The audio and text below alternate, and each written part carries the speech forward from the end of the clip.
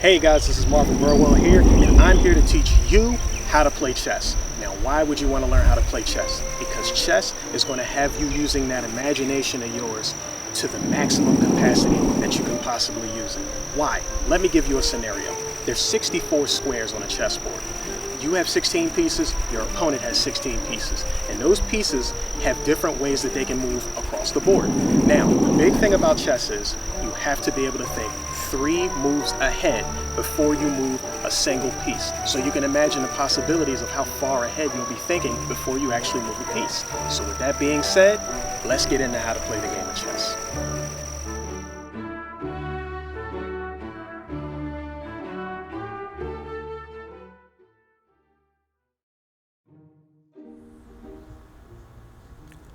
Welcome to the game of chess.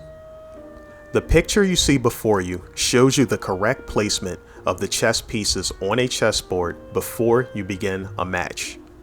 So make sure before you begin the chess match that the pieces are aligned correctly on the board as you see here in the picture.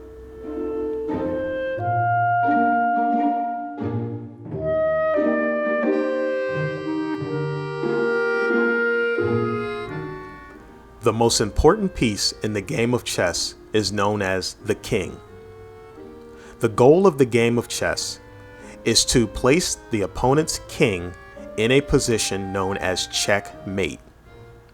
Checkmate has been achieved when the king is in a position where it can be removed from the board, and all other positions that the king tries to move, it can still be removed from the board.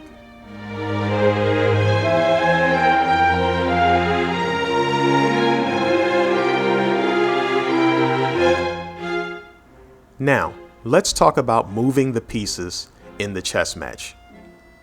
The first piece we're going to begin with is the king. The king is the most important piece on the board since it is the determining factor over whether you win or lose the game. So it only makes sense for you to protect the king at all costs during the match. Now, let's talk about where to place the king before the match begins. The king will always go right next to the queen. If you look at the diagram that I have on the screen right now, you notice that if you have the dark colored pieces, the king would go into the white square and the queen would go into the dark square.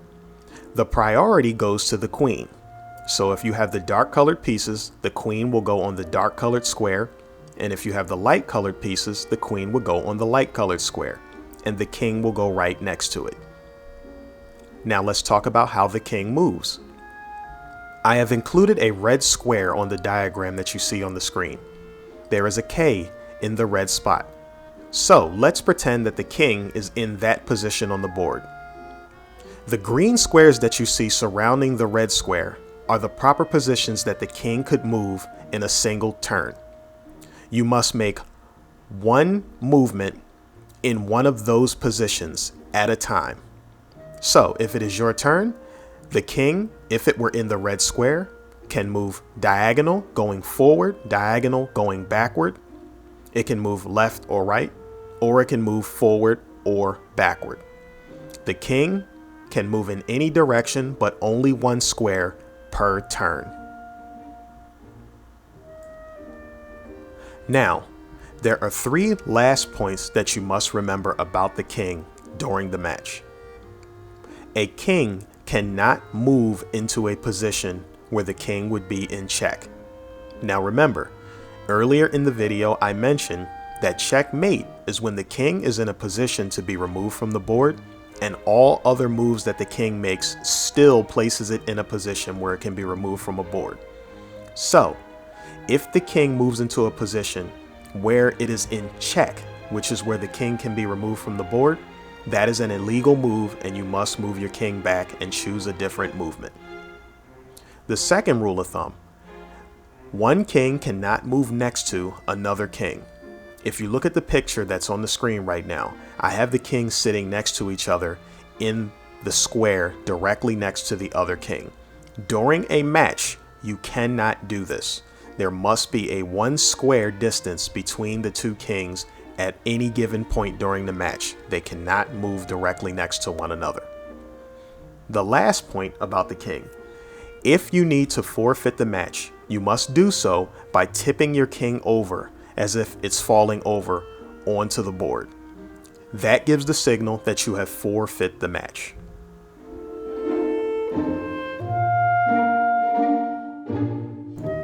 The next piece we will talk about is the greatest offensive piece on the chessboard, known as the queen.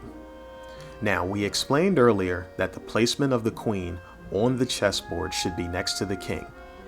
And I will repeat again that if you have the dark colored pieces, your queen will go on the dark colored square next to the king.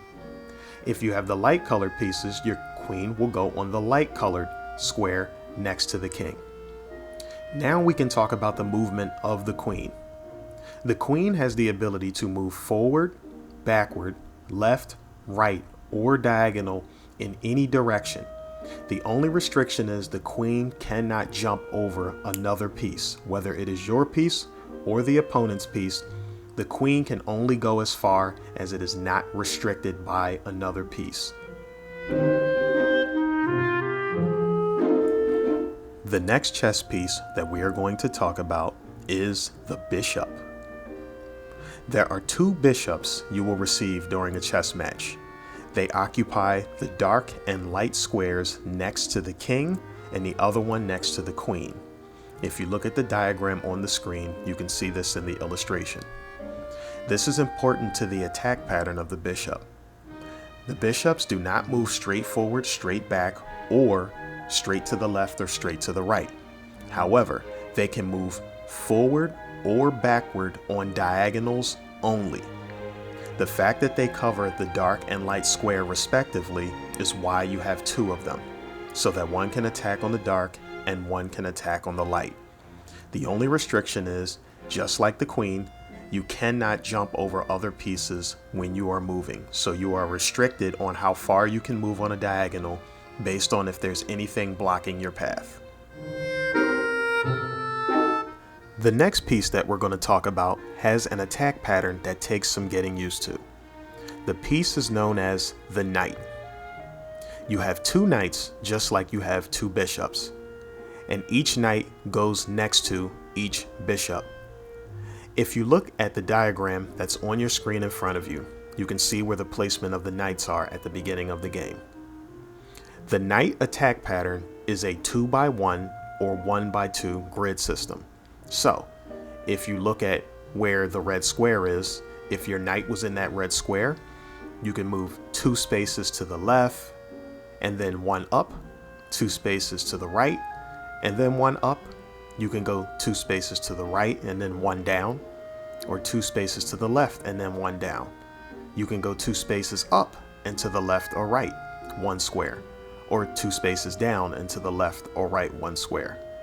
But then you also have the 1x2 attack pattern, which is 1 square to the left and then up 2 or down 2, or 1 square to the right and then up 2 or down 2. The blue squares you see in the diagram lead you to one of the green squares if you are moving in the correct pattern of a 2x1 or 1x2 grid. Now, extra information about the knight. The knight is one of the pieces that can actually move over other pieces getting to the square it needs to get to.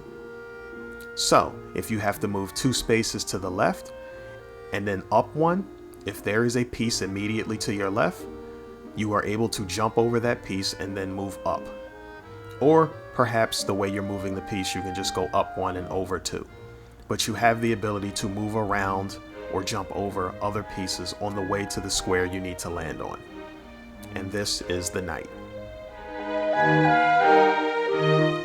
The last piece on the back row that we're going to talk about is the rook. The rook goes on the corners of the back row if you look at the diagram on the screen, designated by the R. There are 2 rooks just like there are 2 knights and 2 bishops.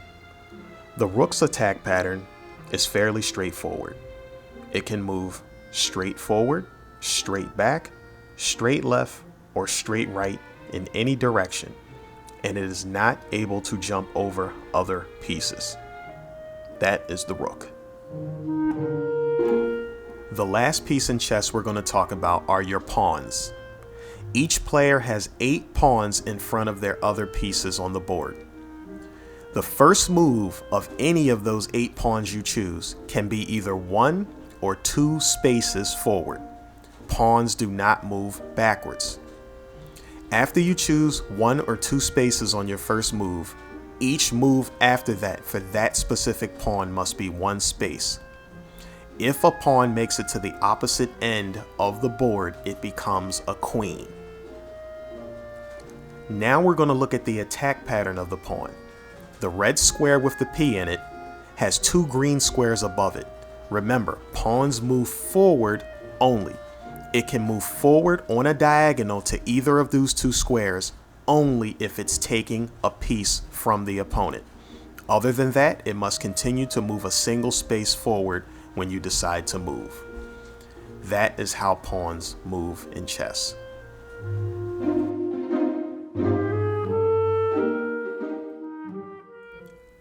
Okay, now that you know how the different pieces on the chessboard move, you're going to get a chance to see them in action. Pay attention to the series of moves that I'm going to show you of how the different pieces move around the board in real time. You're going to get to see how other pieces are placed in jeopardy of being taken. Many pieces will be taken, and you will also get a chance to see the king be placed in check. There will be cues of me pointing to show you when the king is placed in check.